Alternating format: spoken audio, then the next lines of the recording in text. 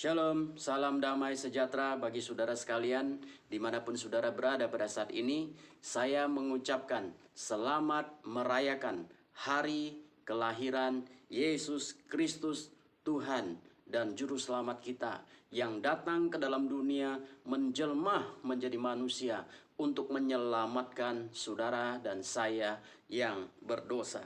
Nah, saudara-saudara, saya berdoa kiranya di hari Natal ini saudara diberkati oleh Tuhan, kehidupan saudara diberkati, saudara akan semakin hari semakin memancarkan kemuliaan Tuhan, keluargamu diberkati, anak cucu mantumu semua diberkati oleh Tuhan. Nah, saudara-saudara, mari buka Alkitabmu, perhatikan di dalam Injil Lukas pasal yang pertama ayat ke-46 sampai dengan ayat yang ke-55.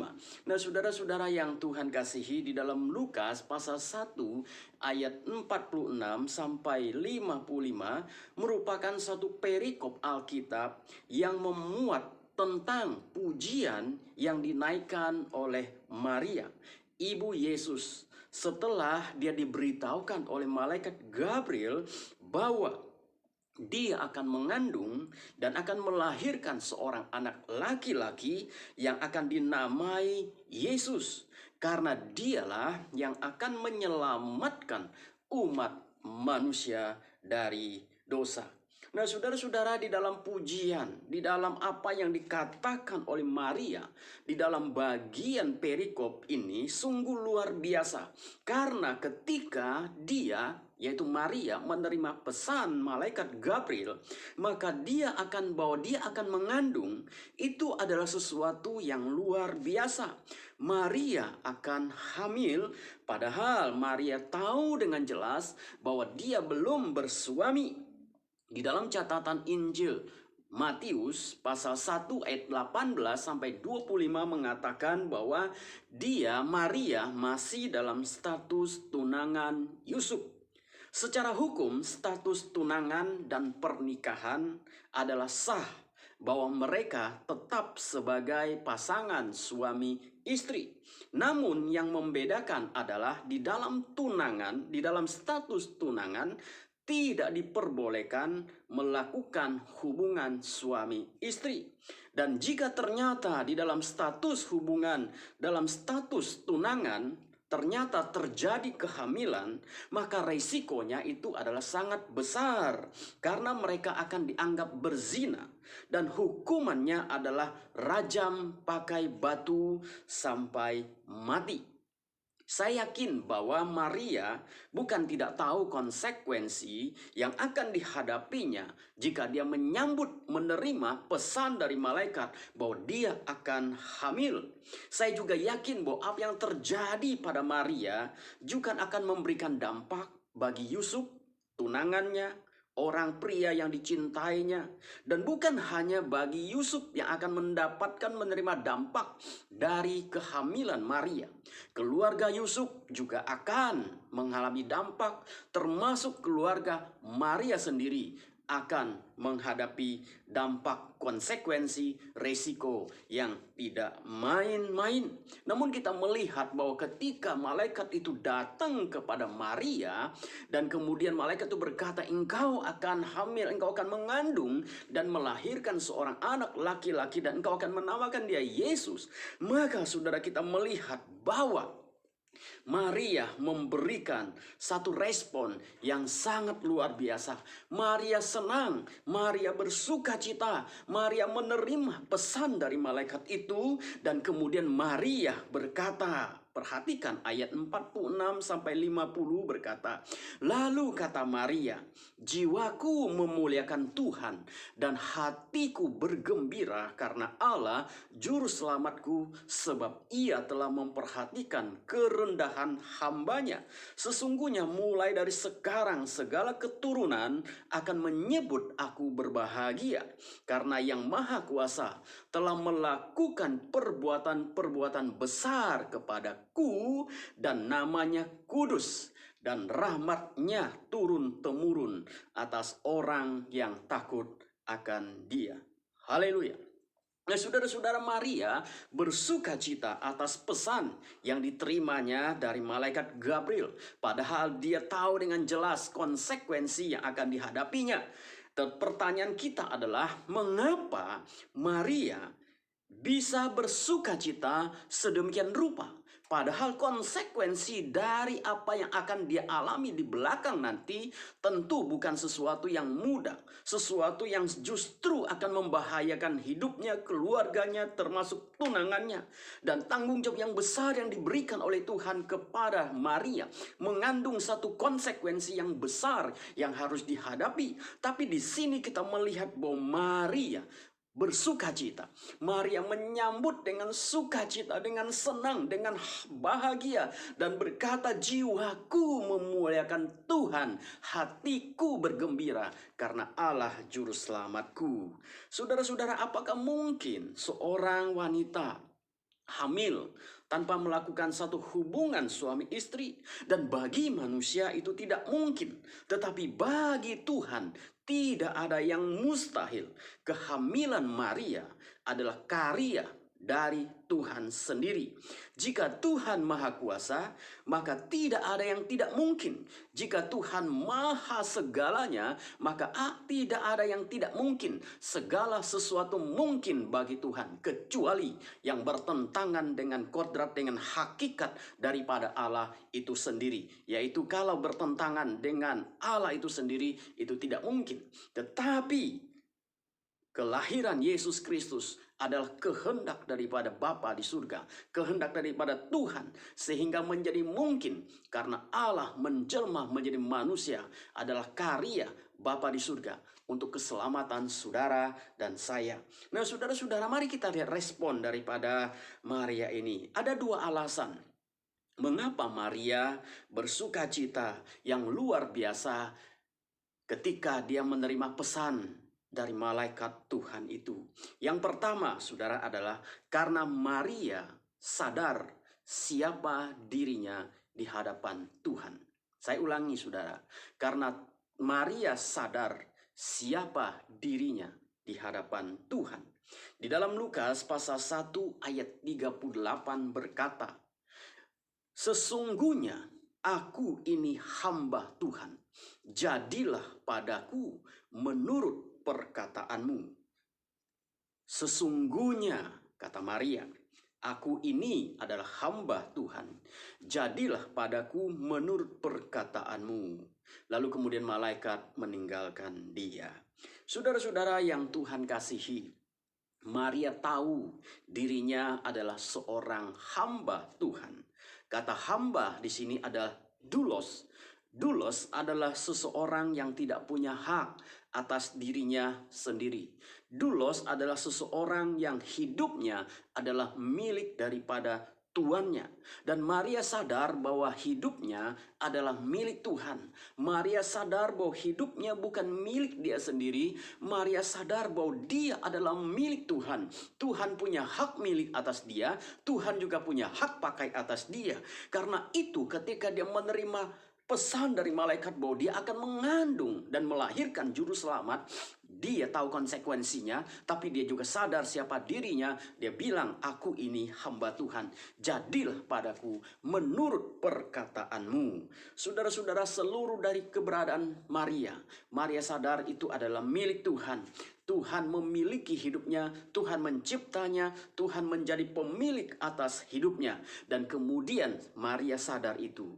Saudara-saudara yang Tuhan kasihi, ketika Tuhan mau memakai rahim Maria untuk melahirkan juru selamat dunia, Maria dengan sukacita dan dengan bangga menerimanya. Saya percaya Maria ini punya cita-cita sebelum masuk di dalam pernikahan dan setelah menikah.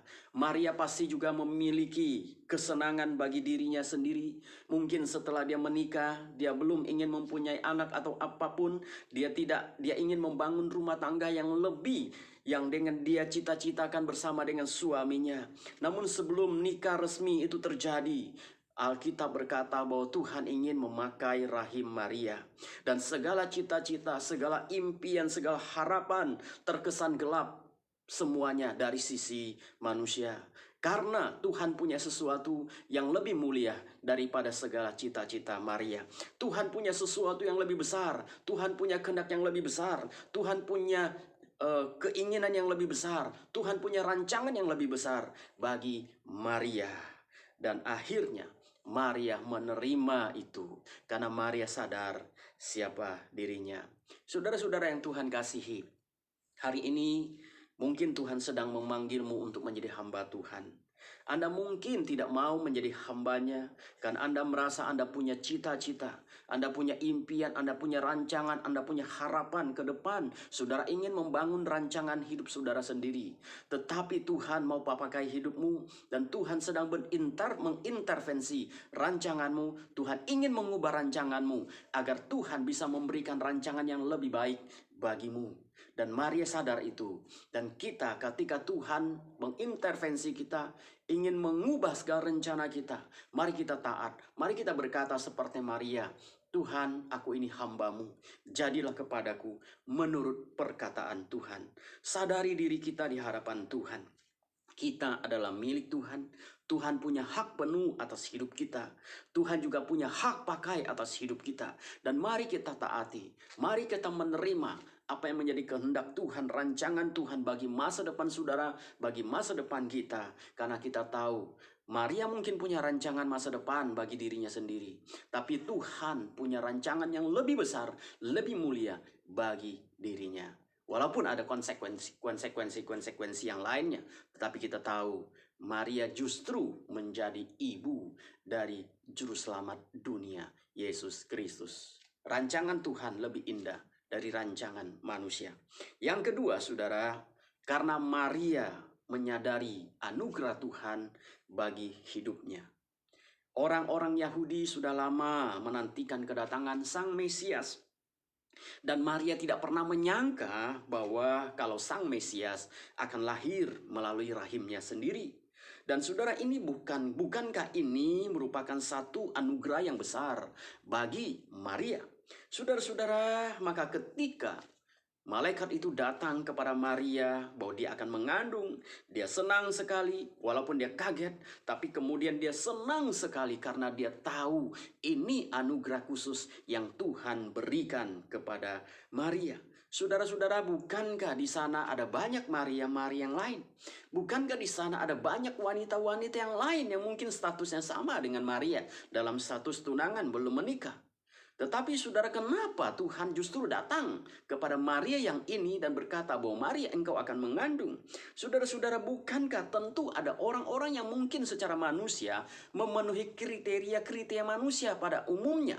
Yaitu mungkin dia adalah orang yang lebih daripada Maria yang dipilih oleh Tuhan ini. Tapi justru saudara, Tuhan justru datang kepada Maria ini, ya, kemudian memilih Maria ini dan kemudian menjadikan Maria ini sebagai ibu dari juru selamat Tuhan kita Yesus Kristus. Ini namanya anugerah khusus. Tuhan memilih Maria. Itu adalah anugerah khusus dari Tuhan. Siapakah Maria sehingga Tuhan memilih dia? Tidak ada jawaban. Tapi yang jelas bahwa Tuhan punya anugerah khusus bagi Maria. Nah, saudara-saudara yang Tuhan kasihi, begitu juga dengan hidup saudara dan saya. Kita di sini mungkin saudara sebagai hamba Tuhan. Saudara dipilih oleh Tuhan, itu ada anugerah khusus bagi Tuhan. Tuhan ingin memakai hidup saudara untuk menjadi berkat, untuk menjadi bagi kemuliaan Tuhan. Jika saudara mendengarkan video saudara ada majelis gereja, saudara adalah pemimpin gereja, itu karena Tuhan memilih saudara untuk menjadi majelis, untuk menjadi pemimpin gereja. Itu bukan karena kehebatan saudara, tapi itu karena Tuhan memberikan anugerah khusus bagimu. Dan jika engkau adalah orang yang hebat sekali dimanapun, Tuhan pakai saudara luar biasa pada hari ini, itu karena anugerah khusus bagi Tuhan. Jangan sombong. Jangan sombong dan jangan merasa diri kita hebat karena kita dipilih oleh Tuhan. Sadar bahwa kita mendapatkan anugerah khusus dari Tuhan. Karena Tuhan punya rancangan yang indah bagi kita. Tuhan mau melakukan sesuatu di dalam hidup kita. Kalau kita sebagai pemimpin gereja, sebagai majelis, sebagai pengurus, sebagai guru sekolah minggu, Tuhan memilih dan memakai saudara. Itu karena anugerah khusus. Hargai pilihan Tuhan. Hidup dengan benar, melakukan yang benar, melakukan seturut dengan kehendak Tuhan. Maka hidup kita akan mempermuliakan Tuhan. Tapi jika kita merasa bangga, kita merasa sombong, saya dipilih oleh Tuhan. Hati-hati.